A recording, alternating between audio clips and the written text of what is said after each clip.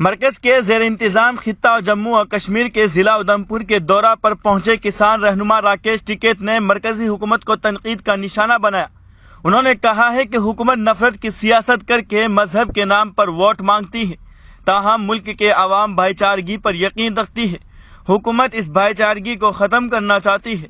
انہوں نے مزید کہا ہے کہ نفرت کی بنا پر اگر کچھ ناخوشگوار واقعات پیش آتے ہیں تو حکومت پاکستان کو الزام ٹھہراتی ہے، جبکہ ملک بھارت میں آئین کی بالادستی ہے۔ جس نے بھی کسی ناخوشگوار واقعے کو انجام دیا ہے اسے قانون کی بنیاد پر کیفر کردار تک پہنچایا جائے۔ انہوں نے مزید کہا ہے کہ جن ریاستوں میں بی جے پی برسر اقتدار نہیں وہاں ناخوشگوار واقعات زیادہ پیش آ رہے ہیں۔ راجستھان، پنجاب کی مثال ہمارے سامنے ہے۔ مہاراشٹر کے سیاسی صورتحال پر انہوں نے کہا ہے کہ بی جے پی وہاں سب کچھ کروا رہی ہے۔ اگر شیو سینا کے ساتھ بی جے پی کی حکومت ہوتی تو شیو سینا والے بہت اچھے تھے۔ انہوں نے مزید کہا ہے کہ بی جے پی ذات پات پر یقین رکھتی ہے اور ایک دوسرے کو لڑانے میں ماہر ہے۔ سپریم کورٹ نے بدھ کے دن مہاراشٹر بحران پر اپنا فیصلہ سنا دیا۔ اپنے فیصلے میں عدالت نے گورنر کا فیصلہ برقرار رکھا۔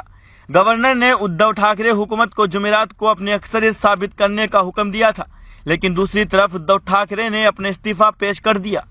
ان کے استعفیٰ کے بعد اب کوئی فلور ٹیسٹ نہیں ہوگا، کیونکہ فلور ٹیسٹ کی اب کوئی ضرورت باقی نہیں رہ گئی ہے۔ اس کے بعد اب قیاس آرائی تیز ہے کہ سابق وزیر اعلیٰ فڈنویس جمعہ کو لے سکتے ہیں حلف۔ مہاراشٹر میں سیاسی بحران اب ایک اہم موڑ پر پہنچ گیا ہے۔ سپریم کورٹ نے بدھ کو مہاراشٹر کے گورنر کے اس فیصلے کو برقرار رکھا، جس میں انہوں نے ادھو حکومت کو جمعرات کو اپنی اکثریت ثابت کرنے کا حکم دیا۔ عدالت نے کہا ہے کہ وہ گورنر کے فیصلے کو نہیں روک رہے ہیں۔ دوسری طرف ادھو ٹھاکرے کے استعفیٰ کے بعد کوئی فلور ٹیسٹ نہیں ہوگا۔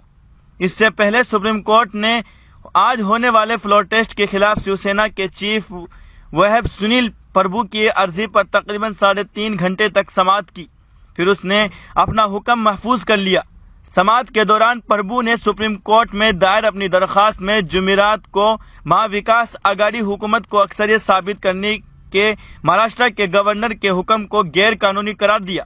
ایوان اور اسپیکر اسمبلی سے حمایت واپس لینے والوں کو نااہل قرار دینے کا کہا ہے۔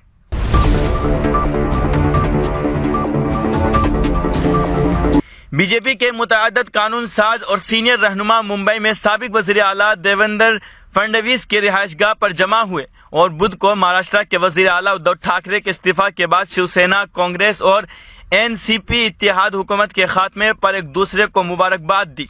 مہاراشٹر میں سیاسی بحران کے درمیان جمعرات کو ہونے والا فلور ٹیسٹ بھی اب ادھو ٹھاکرے کے استعفیٰ کے بعد منسوخ ہو گیا ہے۔ ریاست میں معاملات کی مزید رخ پر تبصرہ کرتے ہوئے بی جے پی کے سربراہ چندرکانت پاٹل نے بدھ کو کہا کہ B J P leader Devendra Fadnavis اور باغی شیو سینا لیڈر ایکانت شندے اب اگلا لائحہ عمل طے کریں گے۔ انہوں نے یہ بھی کہا ہے کہ بی جے پی کارکنوں کو جیت میں تحمل کا مظاہرہ کرنا چاہیے۔ ریاستی بی جے پی یونٹ نے اپنے تمام ایم ایل اے کو ممبئی میں جمع ہونے کو کہا ہے۔ دوسری طرف فڈنویس نے اس ضمن میں احتیاطی پہلو سے بات کی۔ انہوں نے کہا ہے کہ اب ریاست میں اقتدار سنبھالنے کے بارے میں قیاس آرائیاں بڑھ رہی ہے۔ انہوں نے نامہ نگاروں کو بتایا کہ وہ جمعرات تک پارٹی کا موقف یقینی طور پر بتا دیں گے۔ ذرائع نے بتایا کہ آج رات فڈنویس کی سرکاری رہائش گاہ پر میٹنگ کا ایک اور دور ہوگا۔ اسی درمیان شیو سینا کے ایک باغی ایم ایل اے بھرت گوگاوالے نے کہا ہے کہ باغی M L A Uddhav Thackeray کے استعفیٰ سے بالکل خوش نہیں ہے۔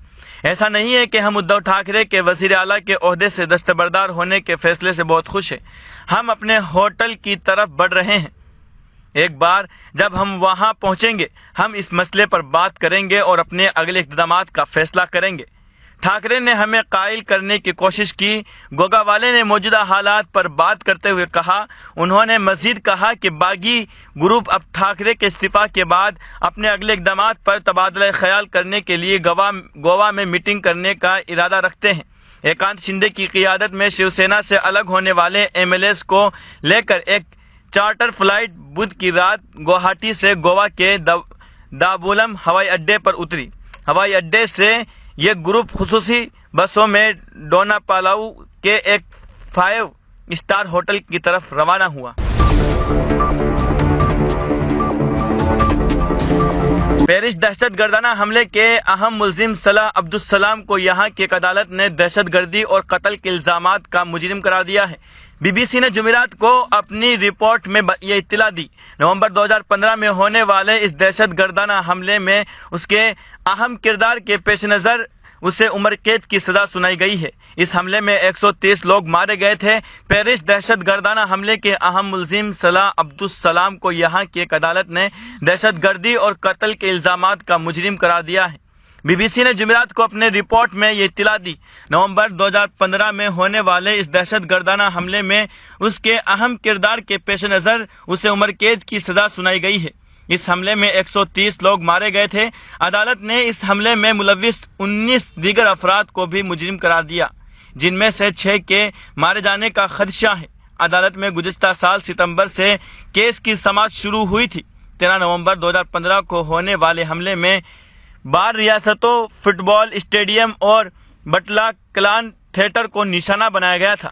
اس میں لوگوں کی اموات کے ساتھ بڑی تعداد میں لوگ زخمی بھی ہوئے تھے۔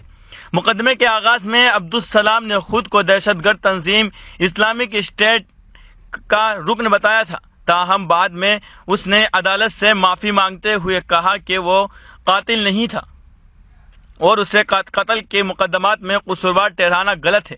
عبدالسلام کو عمر قید کی سزا کا مطلب یہ ہے کہ وہ 30 سال بعد پیرول پر رہا کیا جا سکتا ہے۔ فرانس میں عمر قید کی سزا انتہائی نایاب ہے اور عام طور پر یہ واحد سزا ہے جو کسی مجرم کو بہت کم معاملوں میں دی جاتی ہے۔